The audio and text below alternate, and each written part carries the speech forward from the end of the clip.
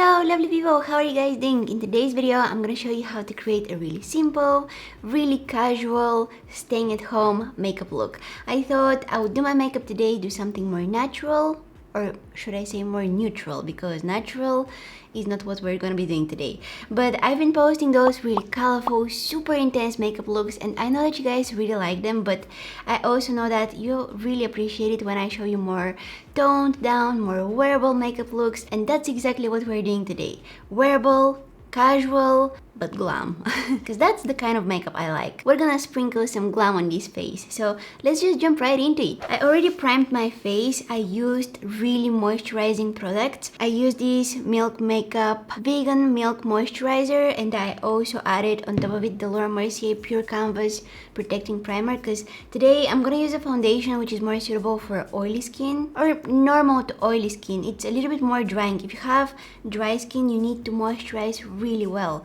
before you use this foundation. Where did I put it? It's right here. So this is the Laura Mercier Flawless Fusion Ultra Long Wear Foundation, and I'm using the shade 1N1.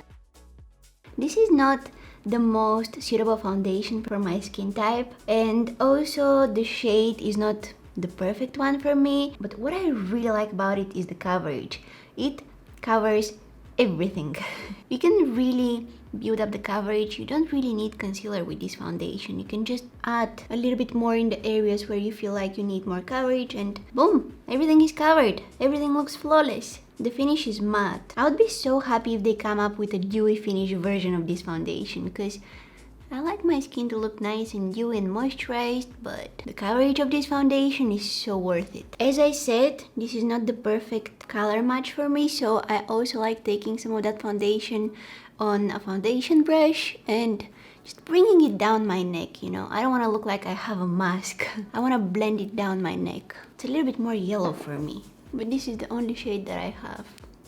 I added a little bit more in the areas where I needed more coverage, where I have my blemishes and stuff. My skin is breaking out like crazy, especially on my forehead here. The pimples are having a party on my forehead. At the beginning it was like 2-3 pimples, and now they invited their friends. There are so many now. Okay, moving on to the brows. I'm taking some brow gel, and I'll brush my brow hairs upwards. This will make them look fuller and more thick.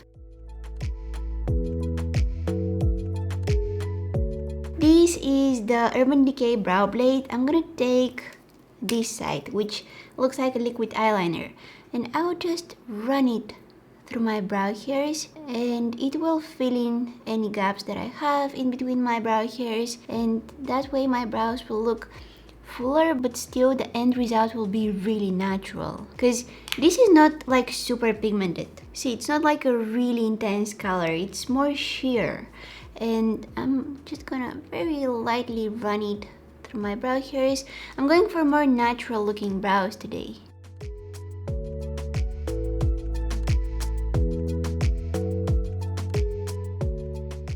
I'll take some of that foundation that I already have on my face, and with a flat brush I'll just clean up the tail of my brow here. Whenever I do my makeup, my brows are going through a dramatic transformation every time. I just really like changing the shape of my brows, because my natural shape is... it could be better, that's what I'm trying to say. I'm priming my eyes with the P. Louise base in the shade 1. If you're following this video and you don't have this base, you can just use your eyeshadow primer or some concealer. It's basically the same thing. I'll set that base with an eyeshadow which is kind of close to my skin tone. If you have creases like that, make sure that you blend them out before setting it with the eyeshadow or powder, whatever you're using. And I'm gonna focus that mostly in my crease, because as you saw, that's where it's creasing. This is the Makeup Geek Creme Brulee eyeshadow. I'm gonna take some of it on this fluffy brush, Morphe M505. And using circular motions, I'll start blending it into my crease. This is a really pretty transition color. It's one of my favorite actually. We're starting off with more light colors, and then we will move on to the darker ones. Switching to a smaller blending brush, this is the Sigma E26 27 actually. And I'll add a little bit more depth in my crease using the Latte as Usual, again by Makeup Geek. I'm trying to keep that lower than that first creme brulee shade that I used. And I'm just building up this color into my crease. Now I'm switching to that first blending brush that I used, Morphe M505. I'm not adding any additional eyeshadow on it. And again, circular motions, blending everything out.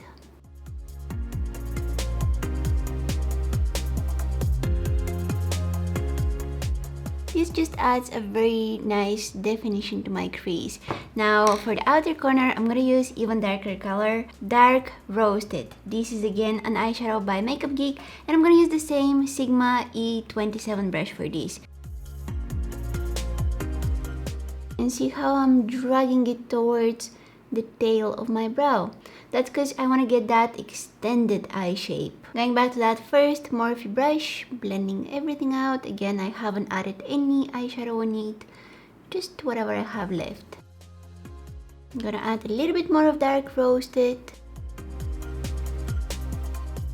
And blending out again.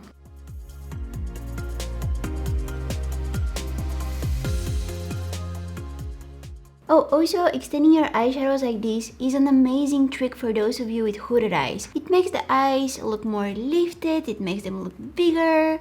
I don't know, I just really love this kind of shape. I would almost never create rounded smoky eye. I always like extending it a little bit. You guys, if you've never heard of the Ofra highlighters, oh my god. I have this palette with highlighters here. It's by Ofra and they have 3 different shades of highlighters inside. I'm gonna use this one here today. It's a really nice goat highlighter. I rarely use their highlighters as highlighters because they're super intense. You need the tiniest amount on your face to get that really blinding glow. But as an eyeshadow, oh my god, they're gorgeous as eyeshadows. So I'm gonna take it with my finger. We don't really need brush for this. And I'm just pressing that on my eyelid. I'm keeping it in the inner half, trying not to cover that dark eyeshadow that I have in the outer corner. Okay? Look at that. And this is only one layer. If I add a little bit more, it gets more and more and more intense. It's crazy. I'll also add a little bit of this highlighter here in the center of my eye. It has a slightly different undertone. Again, with my blending brush, I will diffuse the edges very, very carefully, very gently.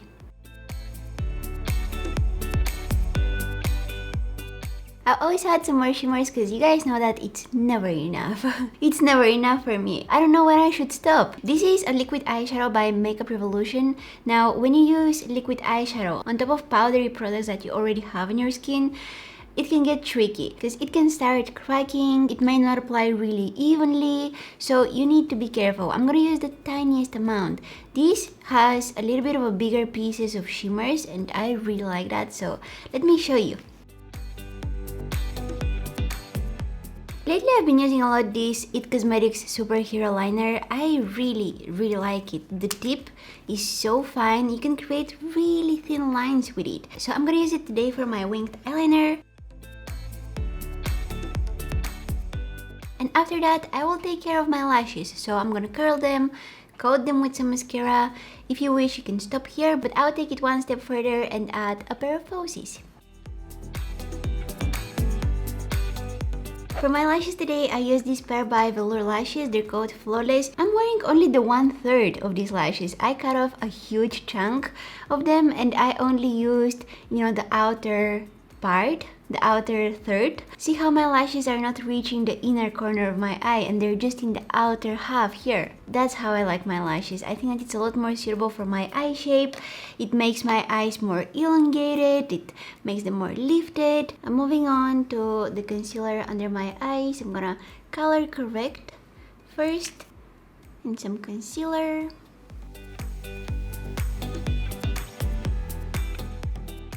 Now this foundation has a really beautiful matte finish. If you have normal skin and you're not getting really oily throughout the day, you may not even need to set it. However, I'm used to setting my face with some powder in the areas where I'm applying my contour and my blush, because I feel like that way they apply more evenly, you know, it's much easier to blend them. And also I'm gonna add a little bit on my forehead. This is the Hourglass Veil Powder.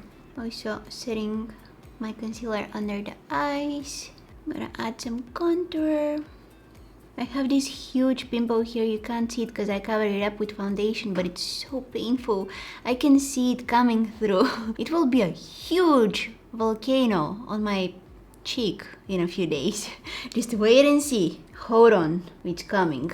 Also contouring my forehead, really buffing that contour into my hairline.